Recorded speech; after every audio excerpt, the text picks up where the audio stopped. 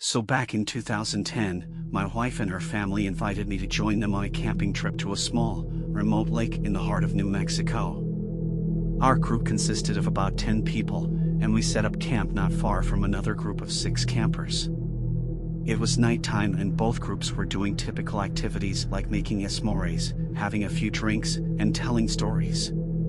It was a night, and we were enjoying our time in nature, when suddenly we heard a high-pitched cry, like that of a distressed child calling out for help. We all were confused and looked at each other. None of us had brought any kids along, and we were certain of it. Yet, there was no denying what we heard. It was the unmistakable sound of a little girl begging for help. To help the little girl, our group and the neighboring campers decided to join forces and investigate. We grabbed our flashlights and followed the direction where the little girl's noise was coming from.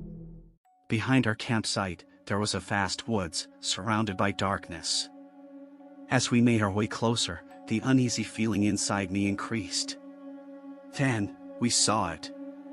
A tall white figure standing approximately 100 feet away from us in the woods. The thing was pure white. We estimated its height to be around 6 feet and the noise was coming from him, but there was no little girl. We made our way closer to investigate, but whatever it was that we saw started backing off as we got closer, and it disappeared into the woods. The night continued, but we did not feel safe to stay all night there. All night we heard the little girl crying and begging for help.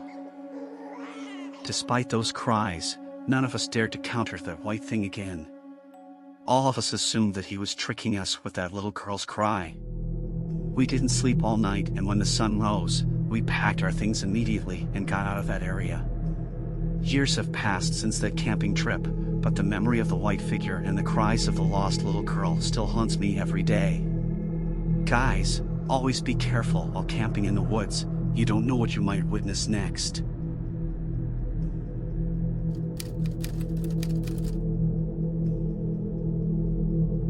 So this story happened about 11 years ago.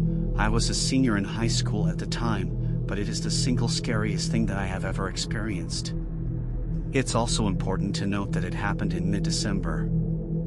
I am from Iowa, and the winters here get cold at night. The snowfall makes everything dead silent. You can hear anything and everything inside the house and even immediately outside of it. Well, my best friend and I were hanging out in my family's walkout basement, just having a boring winter night playing video games. We were also the only ones home. The reason it was just us is because my mother went from work straight to a bar to grab a few drinks with coworkers, so me and my friend thought it would be a good idea to break into the family wine and live a little. As we were sitting there opening up the first bottle, I hear the door to the garage open and slam shut. I immediately started looking for places to hide the bottle. I then heard a few heavy stomps and heard my mother call my name. I yelled back up the stairs saying I was just hanging out in the basement. I heard a few more steps move from the garage door towards the stairs, and she asked me to help her with something. I replied I will be there in a minute, and then there was silence for about 20 seconds. She asked me if anyone was there with me in a voice that was slightly off of my mother's. This was the first thing that told me something wasn't right. Our family never cared if anyone was over, as our house was a very open house to all family and friends, and the voice was just wrong, like it sounded like my mother's, but it was missing something that I couldn't put my finger on. I replied to her that it was just Colton. After I yelled that back to her, I found a good place to hide the bottle and began walking up the steps to the next level. Now as I was walking up the steps, I couldn't help but feel the overbearing silence of the house, and the slight electric twinge that something wasn't right. When I got to the top of the steps, I looked over to where the garage door was, but it was pure black. There was no light.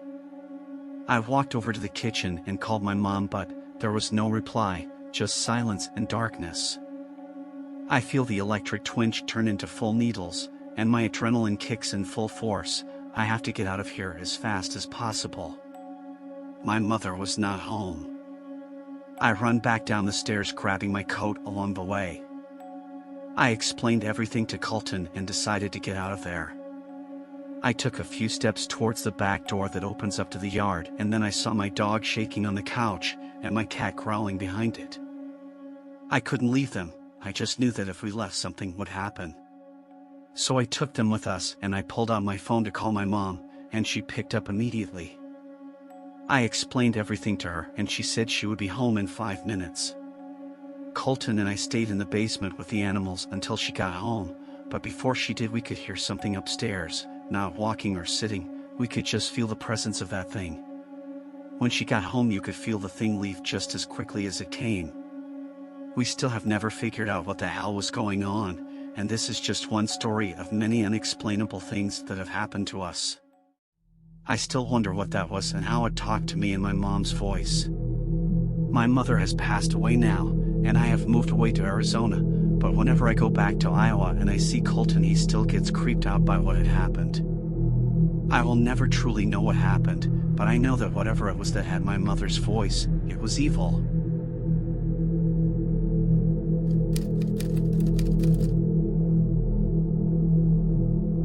So when my son was 4 years old, he started acting as if he was interacting with something or someone that his mother and I could never see. Like throwing toys down the hallway and then running away murmuring words. When I asked what he was doing, he always told me that he was giving toys to the boy for him to play with. There was never anybody there, but it was always icy cold down the hallway and leading into the garage. I'd ask him what the boy's name was, and he would tell me his name was Don. I asked what the boy was doing. He would always reply, waiting for his mom to pick him up. We put it down to an imaginary friend and nothing more. Harmless, we thought.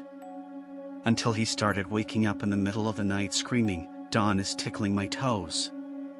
Hearing that would send chills down my spine.